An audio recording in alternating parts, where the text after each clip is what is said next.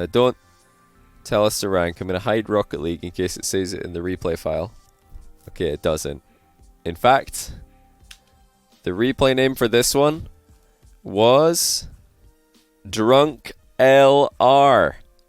Not Drunk RL. It's Drunk LR. Very good news. That's how you know he really was drunk when he wrote this. Just making sure that Word Up's here. He is online on Discord. He's playing Crusader Kings on Discord. Don't tell me we have to do a different one. He's not in chat. Okay, hold on. It's actually Shrub. Shrub, are you here? There we go. Okay, we'll do Shrubs because I think Word Up isn't here right now. Let's just do Shrubs first. Okay, so I know what rank this is. You guys can guess throughout this video, really. Okay, we're gonna go for corner boost on the wrong side and also against pre-mids in 2v2. Extremely questionable decision, I'm not gonna lie. Would not recommend doing this at all. Shark, thanks to 100 bits, really appreciate it, man. Yeah, first kickoff of the game against like a party. You're with a random. You have to cheat. You just have to cheat on the first one. It's a must. And if you are going to go for the corner boost, you would want to do it to the right. You would want to go behind your teammate, not on the same side that he's going to be in. Right here, see? Now we're taking this boost. If your teammate doesn't get mid left, he's boost starved. Luckily for you, he does get mid left. Where on earth is that guy going? Right, we turned in a bit of an awkward position here. There's definitely a lot of space behind us that this ball could bounce into, and it would be very awkward. Just like you want to get into the goal when you're turning toward in the goal area, you want to get right up next to the wall if you're turning next to the wall. Don't just turn off the wall. Because what if it bounces behind you like this? Your teammate wasn't covered in that goal. It could have just gone in. So that's already something that we could have done better in the midfield play. Oh, I'm not sure why we committed to this. It looked like you were going to go, and then it looked like you weren't, which is good. And then you did go. So here, it looked like you were going to go, and I was thinking, oh dear, wouldn't recommend that either. Just staying in goal here is significantly better, because your teammate still has pressure on the ball. As you can see, he's bumping the guy who's about to shoot. So you don't need to pressure this ball, there's already pressure on it. What you do need to do in 2v2, when your teammate has ball pressure, and the other team have the ball, cover the goal.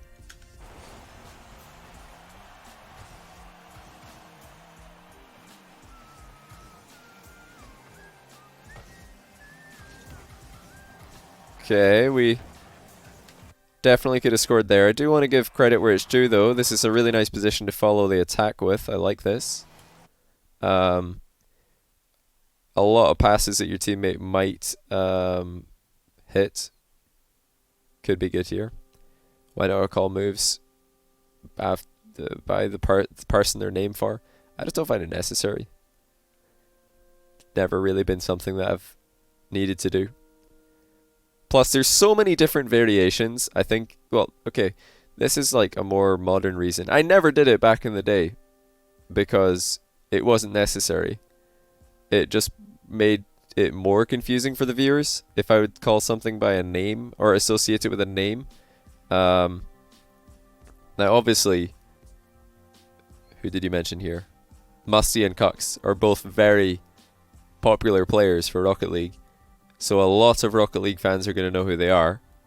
And even a lot of Rocket League casters, I believe, call things like Musty Flick and Cux or Pinch. But I never did that from day one. Even though I've got nothing against those guys. Cux has been a friend of mine for a long time. But I didn't do it out of disrespect to him. And I don't, refuse to call any mechanic after a particular player. Because I don't respect them as a player. It's nothing to do with that. It's just because I don't think it adds anything for the viewer who's watching. Like if I'm casting, I'm trying to explain things. I don't think it really did a very good job of explaining back in the day. And now more recently, casters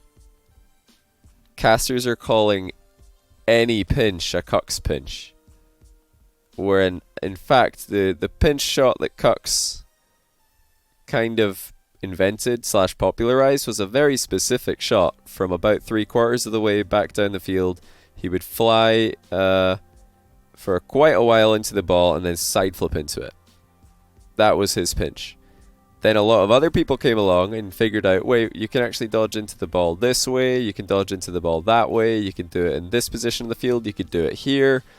Like, there's lots of different kinds of pinch. In fact, the one that Cuck scored this weekend wasn't from the traditional position that he used to pinch in, and he didn't use his own traditional pinch style. So really, it wasn't a Cuck's pinch at all. If we want to be really picky about it.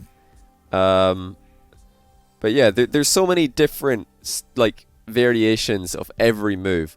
I mean, these days people are calling literally any backflip into the ball a musty flick, and I'm like, well, that's not even the same as the flick that Musty initially popularized. It just had a backflip in it. It's not even the same flick, but people are calling it that anyway.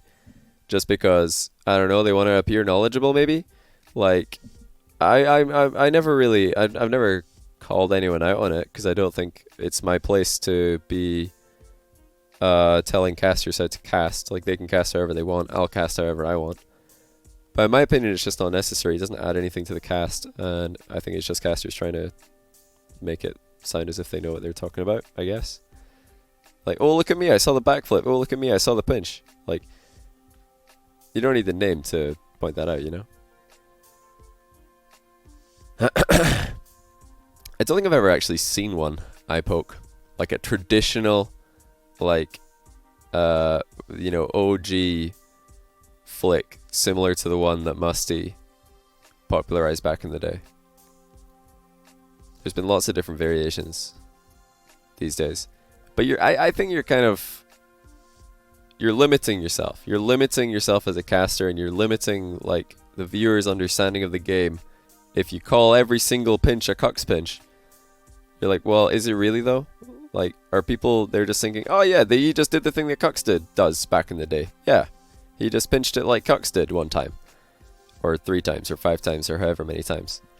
But, like, did he really?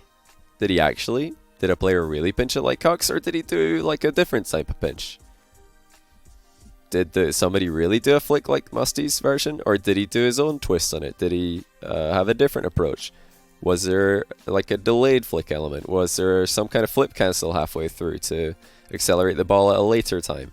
Did he set it up with a different rotation of the car?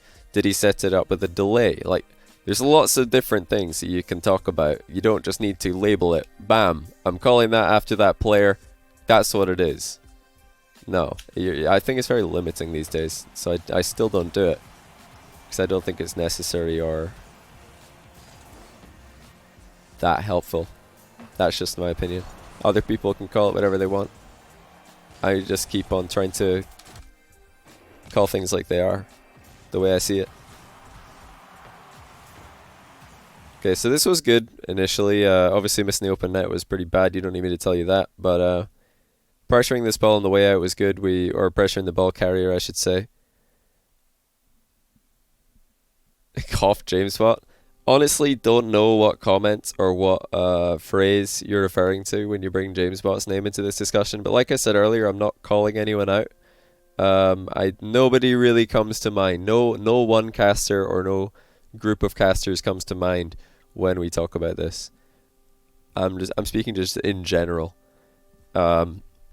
And the main reason I know this is because people tell me and people ask me, hey, how come all the other casters say this and you don't? That's the only reason I know. Or that's the main reason I know that other casters do it. It's not because I hear them do it. It's mostly because other people ask me this question all the time. But yeah, I was going to say, playing the ball here, not a good idea. So this was good, like to bump this guy off the ball, and making that little extra touch on it was also fine, just to make sure that this ball gets over to the wall. But this is the point where we made the misplay, because we didn't think about how that flick is, or how that flip is going to land our car. It's landed our car really badly. We've got no momentum and we're upside down, so we're out of the game for a long time. And now they've probably just scored. Yeah, they did. So we tried to get back and we couldn't get there in time. But the main mistake here was that we didn't think about how our dodging into the ball was going to cause us to land. Always have that in mind.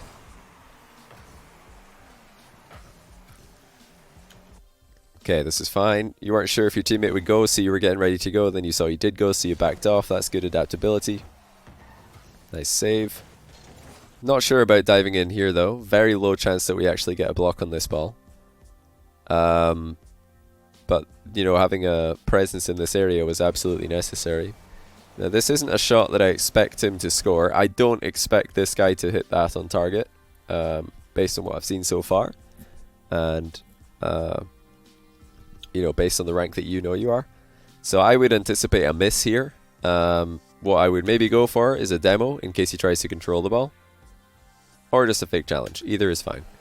And you're going to hear me say this a lot. Now, he nearly did hit the shot, but us blocking wildly didn't help that fact anyway. We were still not anywhere near getting a touch on it. Combat re-added.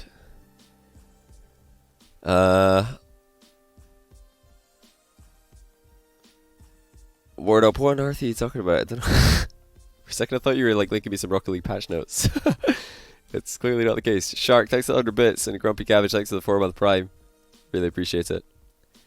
Calling every backflip a musty flick simply consistent and simplification, it might affect your playstyle.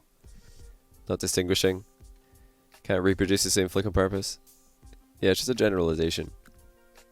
Now, if people want to say that, well, yeah, it's a particular flavor of, you know, a musty flick or a coxer pinch or a doomsy dish or whatever, that's okay, but again, I just don't see what it adds to the discussion by bringing it in. Because usually, I mean, this is getting into a bit of casting Rocket League theory here, which I'm sure not all of you guys are that interested in, but, you know, to briefly explain why I don't think it really adds anything to the cast is because usually you'll say dish it in. Yeah, see, because I think like it was a good like the word pinch, you know, is there really a pinch? Are their fingers pinching the ball? No, it's just an arbitrary word that somebody came up with to call the move. Very general term. You don't need to add a name to it, and it just takes away the what do you call it? The attention from the player who's doing the move as well. I'm usually trying to tell a story when I'm casting about players who are on the field, and teams who are on the field, and the tournament that's being played. These are usually the things that are in my mind. I'm not thinking of, oh, Astral just scored a Cuxer pinch. Does anybody know Cuxer, by the way? Pretty good player. No, I'll probably try and like talk about Astral or his team or the tournament that's being played. So it doesn't really cross my mind. It doesn't really, you know, I don't think it's necessary. It doesn't add anything to the cast, in my opinion. But again, I will reiterate, I have nothing against any of these players who like, I don't know how many different like moves. I think Breezy's got a flick. I'm not entirely sure what that even is, not gonna lie. I think somebody else has probably got a flick. Someone else has got a jump, I'm pretty sure. I don't really know. Like, I just say what I see and forget about the names because it doesn't really matter. There's a nice little 50-50, good safe challenge. And an open net, there we go.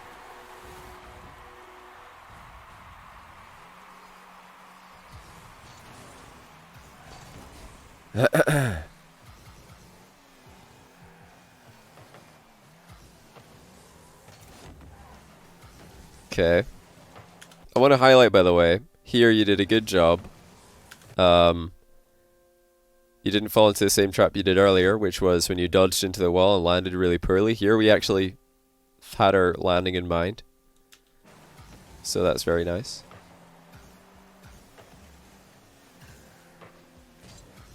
Like, I just want to, like, okay, see, like, Tornado Flick, don't know what that is either. There used to be, like, some really silly terms going around, like, I'm pretty sure somebody called a backboard pass that bounced off the ceiling. You know the curve above the wall? I'll be back to this replay in a second. Sorry, Shrub. So you know this curve here, where the wall meets the ceiling above the goal? I'm pretty sure that at some point, I heard a caster call this a landslide. Oh yeah, and a waterfall as well. When the ball hits this curve and bounces straight down, landslide, waterfall. What on earth? You don't need to name that. It's already a thing. It's called a bounce. We already have a word to describe that. People are just inventing terms for no reason. It's the same the same reason I don't say these things is why I don't like associate different moves with a player. This is not necessary. We already have a name for it. It's a flick. Okay? It's a pinch. Oh, the guy backflipped. We already have a name for that. Like, we don't need to, you know, expand on that. Some point, I'm pretty sure I heard somebody call a ceiling shot a Tarzan swing. What on earth is that? Now, the one exception is a doink, because it's just a funny word. So I've heard, I laugh when I hear this, when somebody doinks the ball. It's just because it's a funny word. And it would be kind of funny to hear that said on like a massive sports channel one day. What a doink. Can you imagine? It'd be hilarious. A doink isn't attributed to any one player. Yeah, but it wasn't really needed. The exception is the Doomsday Dish. No, I don't say that either, because it's just unnecessary, like, bringing up of a player who's probably not otherwise related to the series in any way, the one that you're casting. It perfectly describes the move. It's pretty funny. It's just, I think it's a funny word, so that's almost an exception. But I don't know if I've ever said doink in a really serious cast. I don't know if I have, because I think it's not necessary. Like, a pop is a word that was around before it. A double jump is what the car is doing usually. So you don't really need, like, the word. It's not necessary. But it is a very funny word, so you have to make exceptions sometimes. Just like people are always like, oh, Johnny, he called the own goal a Jesse. Like, that's funny as well. It's like doink, it's just funny, okay? There's a difference. Like, there's a difference between doink and waterfall. Doink, to describe somebody double jumping into the ball, is a funny sounding word. It's satisfying. It just makes sense. You're like, yeah, it was a doink. Waterfall, get out of here. I don't see any water. Don't even have weather effects turned on. But a Goomba stomp, yeah, get out of here. Nah, that's ridiculous. I'm somewhat surprised that Wave Dash made it into public, like, vocabulary, but that's okay as well, because it is a very satisfying description of what's happening. White Tubsy, thanks to the 14-month Prime. Welcome back. I'm loving Tay, really there is a very glad interesting you game got a going on here. tournament Apologies, that Shrub, for silenced pausing so much. rainbows. Hopefully you're not on a really tight schedule here. But in short, so far, you've done a decent job working around your teammate, trying to react to his movements, which is good. And you did, in fact, like, the fact that you landed quite well after committing to a corner challenge, that's also promising. Okay, we could definitely score this. We leaned away from the ball, though. Yeah, he's Johnny the shot. Yeah, I've said this as well. This is very self-deprecating. But, I mean, some people always ask, oh, Johnny, you always say you never say a cuck pinch, but you called it a Jesse when the guy hit the post and saved his own shot. I'm like, can you not see the difference?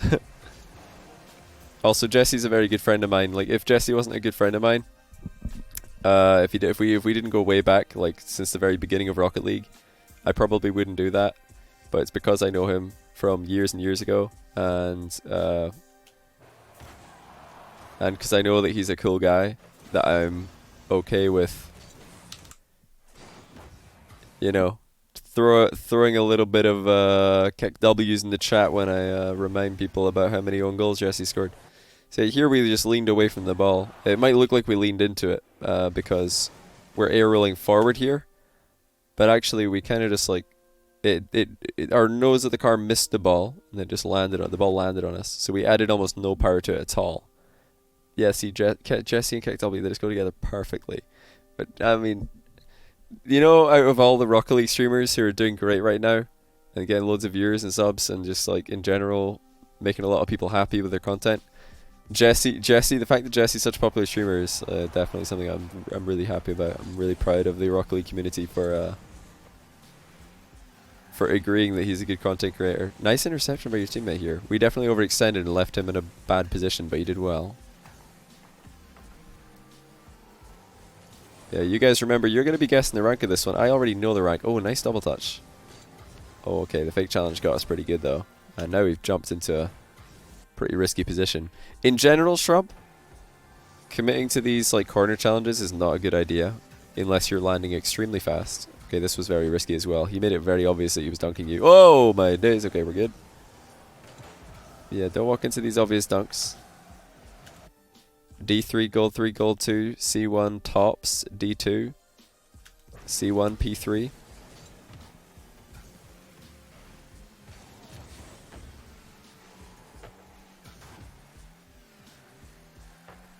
Okay, yeah, you just want to stay close to this play. This is good. We're not over hunting for boost.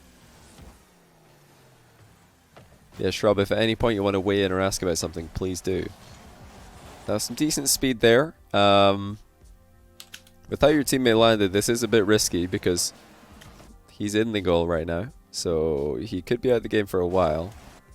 Like he's just coming back right now. But if you get a really bad 50-50 here, they are just going to score. So you have to remember that.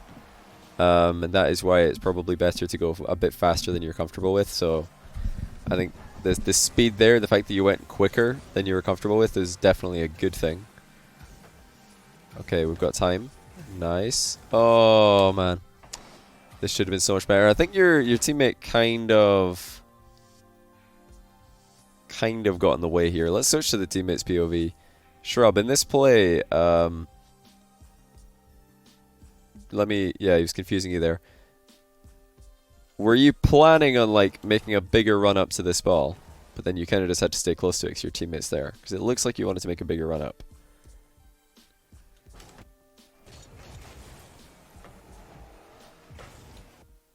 Yeah, he kind of just got in the way. It's a little bit unfortunate. You're trying to read him. Yeah. I like that you brought it down. This was definitely a good idea. Getting it down and then just going for a big hook shot is really good play, in my opinion. But yeah, when you saw the opponent coming in, just popping it into him is probably not the best idea. We should have waited behind the ball a bit more. And oof, teammate just barely gets a save. We have to dive at this. Nice job, like staying low though after the jump. The catch makes him at least diamond, you think? Yeah, was it necessary to dive in at this ball? This is interesting. So our teammate pretty out of the game here. That guy's landed pretty quickly. Yeah, I think we just have to challenge here. This is a must. It looks like in this play we're just a bit too low on the ball. The reason we lose this challenge so badly is because look at the angle we're coming in at versus the opponent. So yeah, think about this. If you're last man, the worst thing that can happen is you get dunked on like this. This is the absolute worst case scenario. Getting over the top of the ball more and just getting quite of a neutral 50-50 where the ball bounces down is way better. Get some decent power on that shot. He could miss this or mess it up. Didn't do too badly. Now, did we have the option to bring this one down as well? I think we probably did. So, although this is a decent hit on the ball, their guy was going back, so I think it would probably be better to take a touch. Because he's likely to save it. He might miss, but I think he's likely to save it. Should have gone for the Cucks defense. I'm sure people are gonna... It's 50-50. So this is only good if we can land on the wall afterwards, which we kind of do. So yeah, we do. Nice center. Get the boost seal maybe. Okay, this is also fine because remember, we are playing with a random. Getting the boost seal might confuse him. Trying to play more aggressive. Is working for you this day? Oh dear. Oh dear. Okay. Well, there's a couple of things we can say about this play.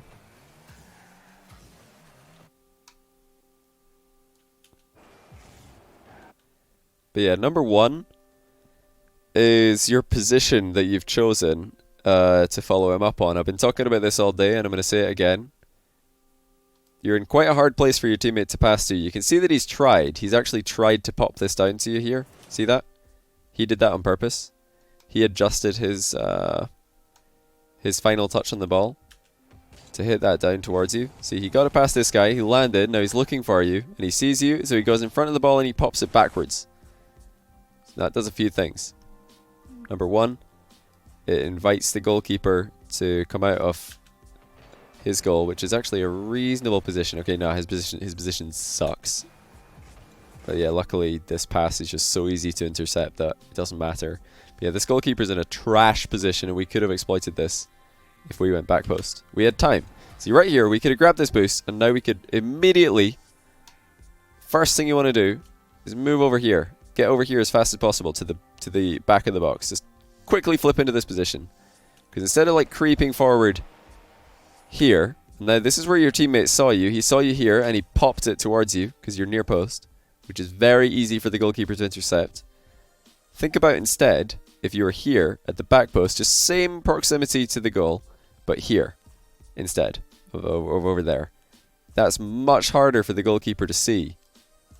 And the reason is because as the ball's coming around this corner, like you've just flipped off his screen right now, he can't see you if you're over there. See? He can see you right now. Even though he's in a really bad position, he should be here. For anybody who's asking why I'm saying this position is really bad, he should be here. Because then he has better vision. See, like, even without the zoomed out camera, which would be something like this, with better FOV. Like, this is 90 FOV, I think, when you just default zoom in on the replay. But 110, you're going to see more like this. This is your camera. Your car's facing this way. Your camera's like this. You can see the attacker. Whereas now he can barely see you, I think. You're just on the edge of his screen. Yeah, you have better vision if you're inside the near post. And you have a more like intuitive line at the ball. No matter where it goes, you're going to be able to drive forward at it.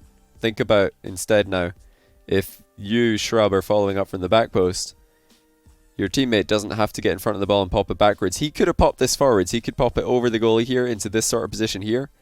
Goalie's not going to get that. How is he supposed to move his car sideways and accelerate at the same time? It's impossible. He's going to be dead stuck in the goal. He'll reverse back into the goal, and then boom, you've scored. Straight away. Position yourself at the back post is a general rule. It's not a rule so much as it's something I'd suggest you to experiment with. Because when someone is making a center ball like this, it's much easier for them to, one, see you if you're at the back post. And number two, it's easier to pass the ball in that area while avoiding the goalkeeper. Think about how easy that would be. It would be very easy for this guy to pop the ball over the goalie here. Not hard. He's had to make a very awkward touch where he gets in front of the ball and pops it backwards just to get it into an area that you can reach when you're here. If you go back post, you're in a much better position. Like helping your teammate get the ball to you, if you know what I mean. I'd recommend that you try it. It's a very, very good spot to follow up on high center balls from in 2v2.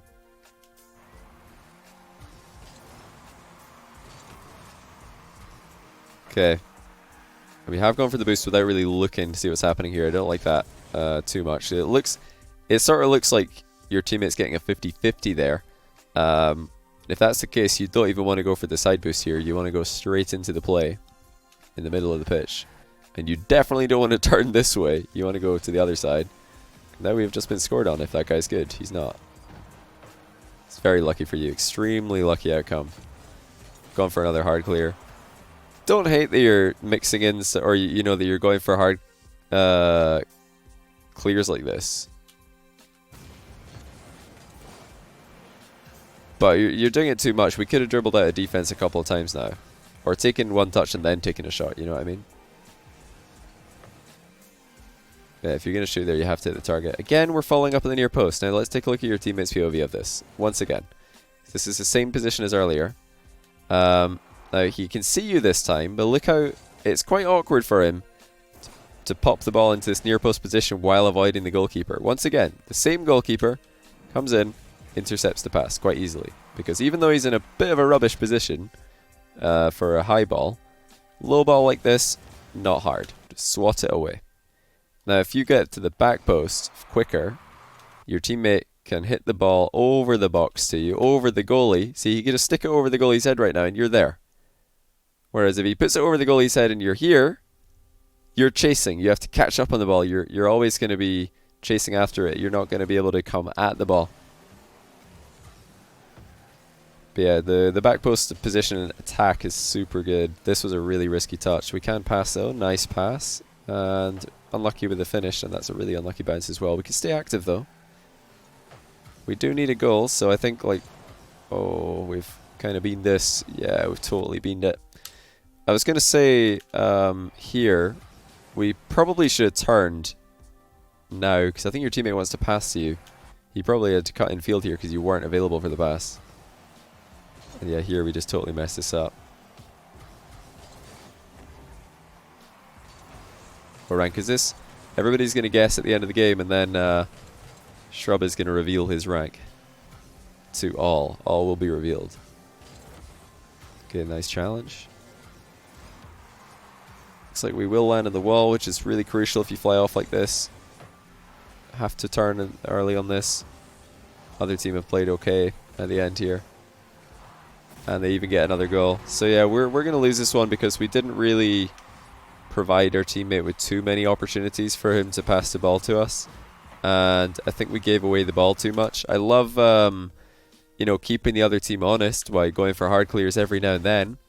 But we did it too much. We were just booming the ball and hoping that the other guy's going to miss. Which, you know, he might, but not from that range, I think. Not when he's already rotating back. Yeah, if he's looking like he's pushing up the field, you might want to go for a hard clear every now and then. But they were quite defensive. They were rotating back a lot, so just not booming would have been better, I think. Just watch the back. No, you watch what back? Sorry, I'm not sure what you watch back. Okay, everybody's guessing ranks. Let's see. We've got Diamond 2, Champ 1, Diamond 3, Champ 1, Champ 2, Champ 1, Diamond 2, Champ 3. Anything between Diamond 2 or, yeah, Diamond 2 and Champ 3 seems to be the range. We've even got a Plat 3 in there. Not sure if that's a serious guess. Diamond 1. Lots of Diamond 1s and Diamond 2s and Diamond 3s. That's surprising to me. I mean, if I'm honest, I know what rank this is because I saw the name of the replay. But I would have probably for this one gone at least Champ 2. Because it looked way too quick to be a Champ 1 game. But it was actually Champ 3. This was Champ 3 2v2. So a couple of you guys got it right. But a lot of you guys guessed way, way low on this one. The other team, your teammate were on GC, you were Champ 3 Div 4, yikes. Yeah, so it's low Grand Champ, basically. That's a low Grand Champ lobby. But Champ 2 would have been the lowest I would have ever guessed for this one. Some of the recoveries and some of the, like, you know, the speed that the game reached was a bit of a giveaway for me. Because it was definitely quite quick. There were misses and there were misplays off the ball, of course, but that happens in these games, so it's not a huge problem. You remember his rank from his last review. Well, he's pretty close to Grand Champ now, so at least he's getting better. Shrub, have you hit Grand Champ yet? If this was Champ 3 Div 4, did you make it? Just using that far post or far side of the field position in offense as a supporting player is going to be your best, like, improvement to your offensive game, in my opinion. You didn't get it? Don't worry about it. There's plenty opportunities yet. 14.95 today. Yeah, don't worry. If you don't get it this season, you'll get it. You'll have a good chance to get it next season. Just don't worry about it. Just relax. Try and improve like small elements of your game. Just playing very patiently as the last man back. For the most part of this game, you were doing that, but it's always a good idea to focus on it. There were a few times, kickoffs in particular, that you were prioritizing boost a bit too much rather than staying in the middle of the field, which I think is always going to be better. So I'd recommend that as well. And like I said, of course, making yourself an option on the far side of the field when you're supporting an attack. That's huge. But apart from that, I think they're really the only main differences that you're going to want to make. Well, they're the specifics. The others are just fundamentals, like hitting the ball as cleanly as possible. A couple of weak aerials that game that were just not good enough. But yeah, try to play a bit more patiently overall when you have control. Throw in a few boomers here and there, you know. Throw in a few rush challenges here and there, but don't only go for those. You want to fake challenges as well. Want to go for like demos off the ball instead of lunging blocks, you know. Mix it up. A bit too one-dimensional that game.